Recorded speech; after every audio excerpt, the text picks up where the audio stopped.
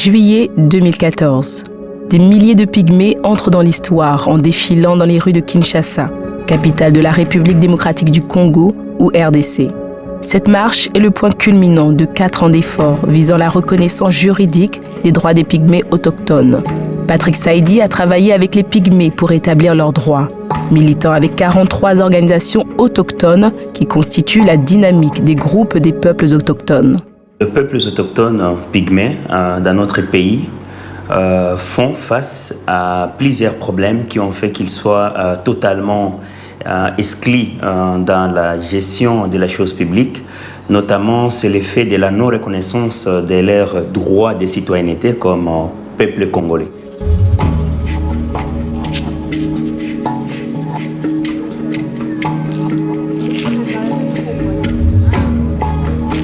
On devrait se battre pour la reconnaissance juridique des peuples autochtones pygmées, c'est-à-dire comment arriver à définir ces statuts dans notre pays.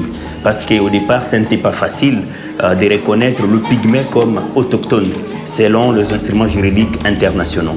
Au-delà de cet aspect, on devrait aussi se battre pour que les territoires de ces peuples, leurs terres ancestrales, soient protégés au même titre que les autres communautés. Et comment est-ce qu'on arrive à garantir le mode de vie de ces communautés autochtones dans les espaces forestiers.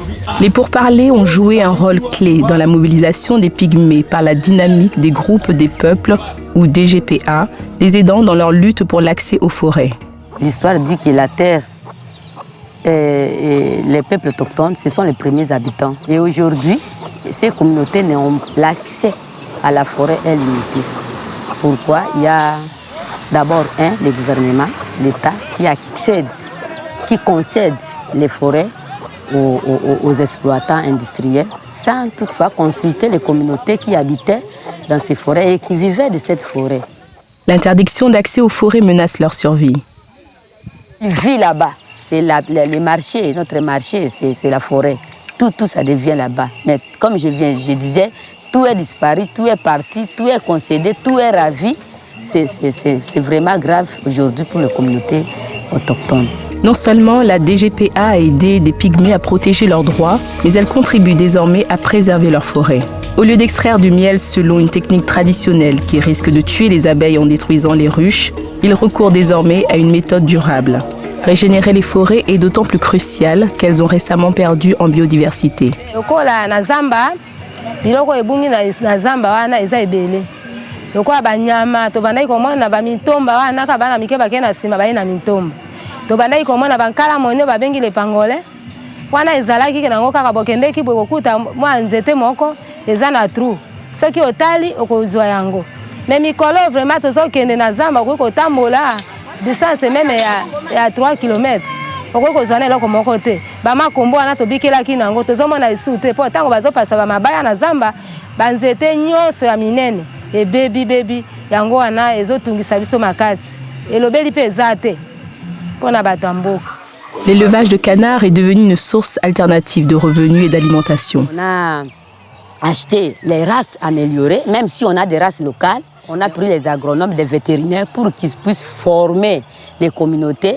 Et les canards là peuvent vous aider à vendre. Si vous produisez ça beaucoup, vous pouvez vendre les canards et scolariser les enfants. Vous pouvez aussi manger les canards au lieu de tirer les gibiers au niveau de la forêt. Et puis, vous pouvez donner un repos au niveau de la forêt. Beaucoup ont constaté des changements climatiques. La saison sèche devient la saison de pluie. Il y a des fois la saison de pluie devient la saison sèche. Au mois de juillet, vers la fin du mois de juin ou juillet, là, avant, il y avait des chenilles. Vous pouvez venir dans un village comme ça et vous ne trouverez jamais aucun PA. Ils sont déjà en forêt pour chercher des chenilles, pour faire les écopages, c'est-à-dire la pêche des barrages pour attraper des poissons. Mais aujourd'hui, tout ça change. Donc c'est totalement, il y a un changement. Le changement climatique présentant un nouveau fléau pour les forêts, Patrick Saïdi continue à exiger la reconnaissance des pygmées. Et le travail qui a été fait en amont, c'est le fait que ces forêts, que ce soit les forêts équatoriales, que ce soit les forêts tropicales, ont été protégées par un groupe spécifique. Et ces groupes spécifiques, au niveau international, on les appelle les autochtones. Mais ici, en République démocratique du Congo, on les appelle le pygmée. Même la discrimination des peuples autochtones pygmées aussi provient du fait de leur mode de vie. Parce qu'il y a des gens qui considèrent les pygmées comme des animaux, le fait qu'ils vivent en communion avec la nature. Or que notre travail, c'est de démontrer qu'ils ne sont pas des animaux. C'est leur mode de vie, c'est leur perception, comment faire accepter cela aux autres et que ça soit pris en considération non seulement au niveau local, non seulement au niveau des coutumes, mais aussi au niveau législatif.